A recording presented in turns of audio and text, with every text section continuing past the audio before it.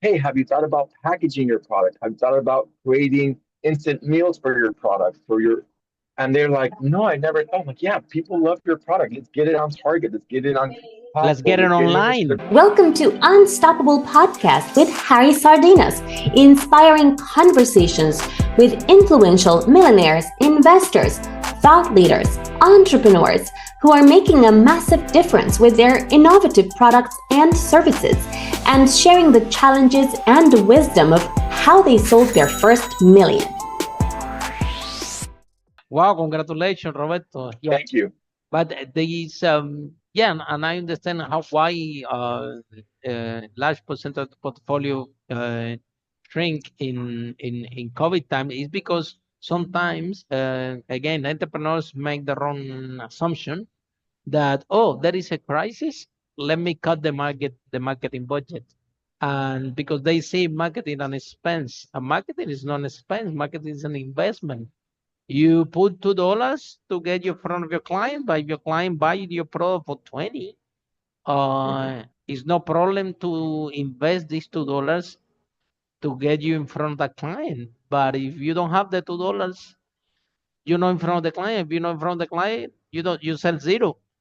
And when crisis came, everybody thought that was a good idea to cut the budget in marketing. And I'm thinking these people are crazy because these Facebooks, all these pay-per-click things, they go by bidding. So you have less people, it's even cheaper.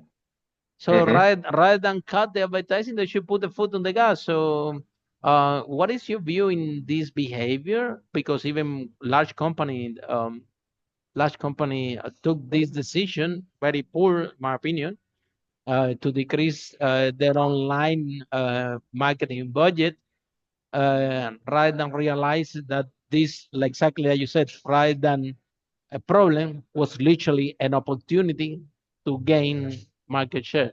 So why everybody Uh, behaving like this? Why you lose 60% of your portfolio when in fact it should actually increase more? Because what I'm describing you, if everybody is not investing in digital marketing at that moment that everything is going online, Yeah. No. and people took the wrong direction, and then even look at you have to pivot and start to offer another service.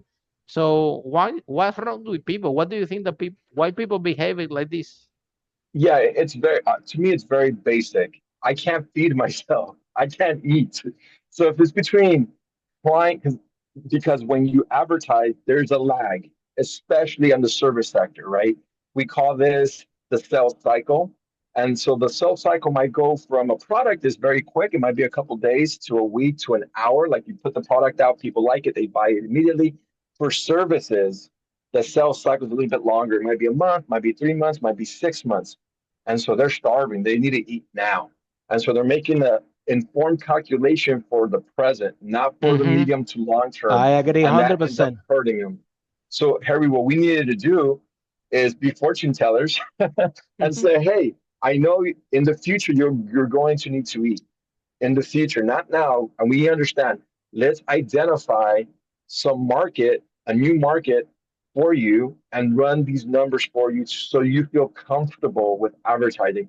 Sometimes, especially in my space, the barrier to enter a digital marketing space is very simple. Anyone can say, I'm a marketer.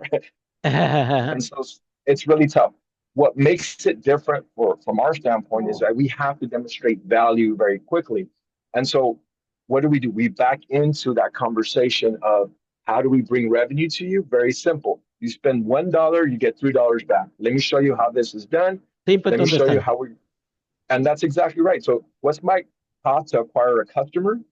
It might be $10, but that customer pays out over the lifetime of using your service or your product $150. So we have to invest a little. You guys remember Uber and Lyft in 10, 15 years ago? They used to give you these little promo codes, right? $10 off, $15 off, $20 off. Why were they doing that?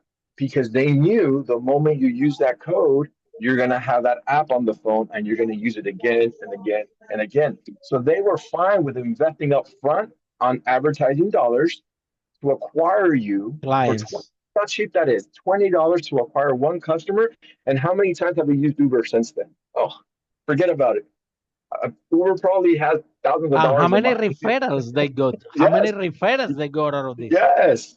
No, and that's it. So being creative in the way, and us as marketers being able to communicate, hey, we have to be more creative now that there's a tighter budget.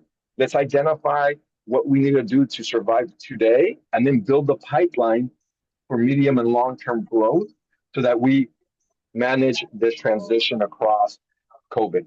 And so that's what we were able to do. But a lot of companies were not able to do that. And we understand that. We get it. We're going through the same transition right now with our current climate, global climate of talks of a recession. It's a great opportunity for some of us that see that as a way of helping our other entrepreneurs grow and scale. Hey, there's a recession. Here's what we need to do now before it hits. And so that's a great conversation starter because there's a lot of urgency. Yeah. So, and then Roberto, why you decide to become an entrepreneur in the first place? And why That's did a you great choose question, Harry. marketing?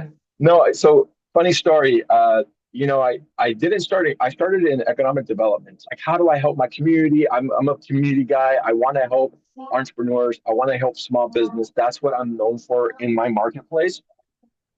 And I started thinking, oh, I do it through government. Think about how crazy that sounded. I was a kid. I didn't know any better. I went back, I got my degree, and I started working with these amazing big companies, Johnson and Johnson, Hitachi, Uber. But guess what? My mom was an entrepreneur. My dad was an entrepreneur. My aunts and uncles were Wow. entrepreneurs. Wow. And they told me, Roberto, we don't know how to use digital marketing. And I had to think there. I was like, what do I care more about? A Johnson and Johnson that doesn't need me, that has a bazillion dollars, or my small business community that doesn't Wow. know how to use digital marketing. Really powerful So story. so I left New York. I came back to LA, and I said, let me start my company that helps small businesses. Now, I had an amazing program called the LBAN. It's a Stanford program for small businesses that want to grow and scale, that make over $1 million. So we were very blessed to have amazing people like you, Harry, consultants that are telling us what to do.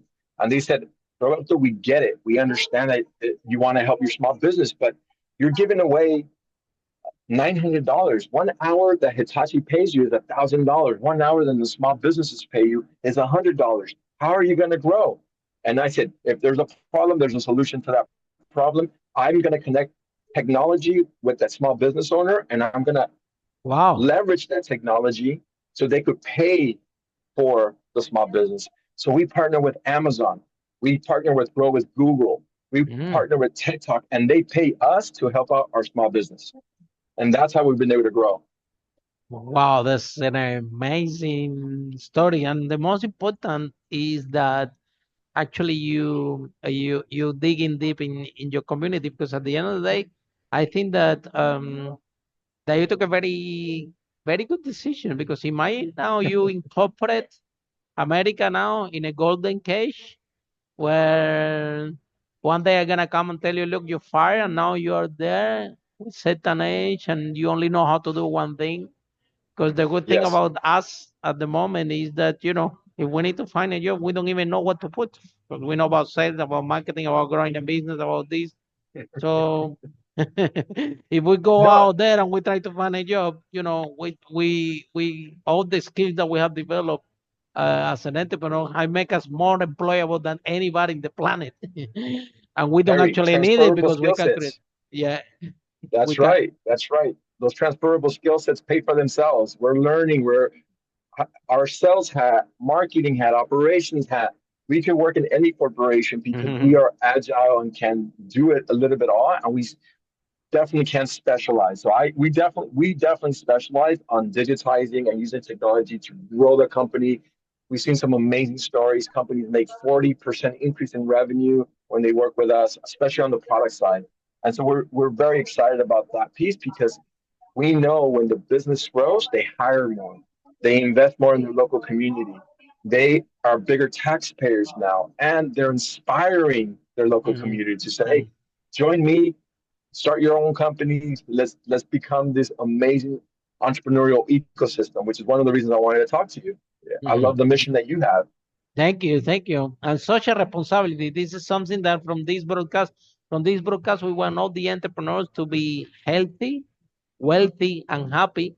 But also, we talk a lot about social responsibility, right? And again, look at you. You have made a huge difference in your community, in the entrepreneurs in your community, right? And yeah, this big corporation, if you're there or you're not there, I don't think that the impact in the world is going to be so big. But you going down and actually share your expertise with these founders, small restaurant owner, a small these entrepreneurs from for the Latin American community, that some of them they just know how to cook an amazing food, and they are in the park selling, I don't know, an amazing arepas, an amazing Latin American food, but they don't have the basic knowledge of how to operate this as a business. And then you go, you sit with that person, you give a little bit of tips, you nurture this person. And I don't know, after 1 year, you see this person is not in the park anymore. It's in a restaurant, in a brick and mortar, in a location. And it's a sense of fulfillment, right? And Harry, guide a small business owner, right? you just nailed it. So that's the thing. Entrepreneurs are unique. We are a unique type of person, type of individual. We're mission driven. We understand we need to feed our family, but we believe in why we do what we do. And I love example of the repa, of the restaurant owner, of the Indian restaurant owner.